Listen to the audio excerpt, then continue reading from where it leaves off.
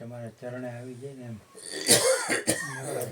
चरण तो गुरु जी ना से बेटा, मेरा मुझ में कुछ नहीं, जो कछु है सो तेरा।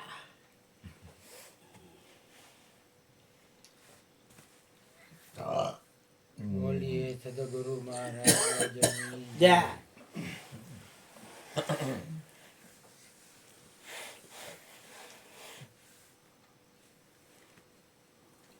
કોઈ પણ માણસ હોય તો એમ કે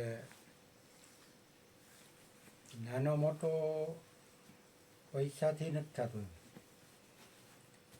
સમાજમાં કદાચ ઈ ગણાય જો પૈસા વધારે હોય તો મોટો એમ,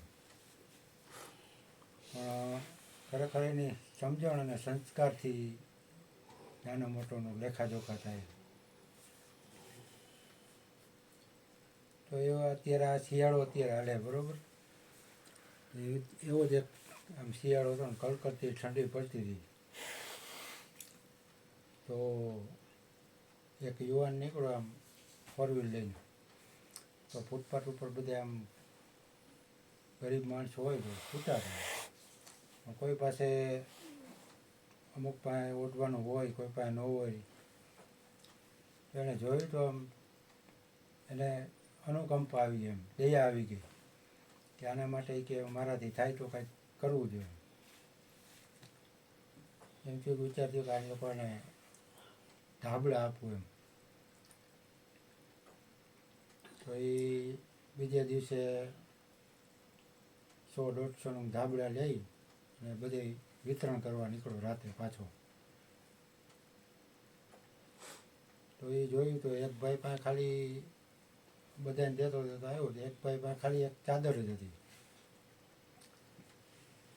ને એ સૂતો હતો જાણ. તો એને 2 ધાબળા ઉડાડ્યા. 2 ધાબળા ઉડાડે ને એમાં ઓલો ઝબકીને જાગી ગયો. જાગી ગયો એટલે ઓલે માફી માગી ગયો, માફ કરજો ભગવાન કે મારો તમને એ ખલેલ પહોંચાડવાનો ઈરાદ નહોતો કે, પણ કે આ 2 ધાબળા હું તમને આપું કે તમે. તો કે એમાં એવું છે કે ભલે તમારી ઈચ્છા છે કે, પણ 2 ધાબળાની કે મારે જરૂર નથી એમ. કે મારી પાસે એક ચાદર છે ને એક તમે આપ્યો હોય કે, પણ જો બાજુની શેરીમાં છે ને એક બીજો એક માણસ હતો, એની પાસે કાંઈ છે જ નહીં કે ઓઢવાનું, તમે કે એને આપી આવો. તો ઓલો ભાઈ કે હું એને આપીશ કે, આ તમને 2 આપ્યા ને એક એનો કે તમને આપું, તમે એને આપી આવો. તો કે હું જાવ એના કરતાં તમે જ જાવ કે. તો ઓલો વિચારવું પડી ગયું કે આને ધાબળો દેવું, ઓલાને કે દેવામાં એને તકલીફ પડતી છે એમ થોડોક વિચાર આવી ગયો. એટલે તરત ઓલો બોલ્યો કે હું દેવા જાઉં કે મને એમાં કાંઈ વાંધો નથી કે, પણ કે અમે તો આટલામાં રહી છીએ કે, અમે તો રોજ ભેગા થાવું. રોજ ભેગા થાવ ને તો ઓલાને મારા ઉપર કૃતજ્ઞતા ભાવ ઉત્પન્ન થાય છે, મારા ઉપર એમ થાય કે ઉપકાર કર્યો એમ આયે એવું થાય કે.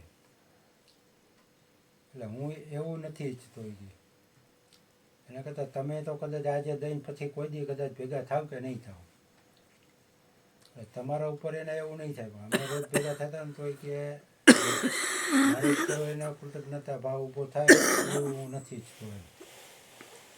એ ગરીબ હોવા છતાં એને એવું એક લેસ માત્ર એવું નહોતું કે ભાઈ હું કાંઈ ઉપકાર કરું એવું એને મનમાં નહોતું. એટલે કહેવાય કે આમ સમજણથી માણસ નાનો કે મોટો થઈ શકે. બીજી સમજણ એમ કે ભાઈ જે આપણને ગુરુજી આપે, આપણે ઉપદેશ લઈ ત્યારે જે આપણે ધ્યાન બતાવે ત્યાં બધું સમ છે. ત્યાં કોઈ નાનું મોટું કે પૈસાવાળું કે ગરીબ કે પશુ પ્રાણી નથી એમ. કારણ કે આત્મા સર્વ એક છે એમ, એ આપણને નક્કી કરાવે.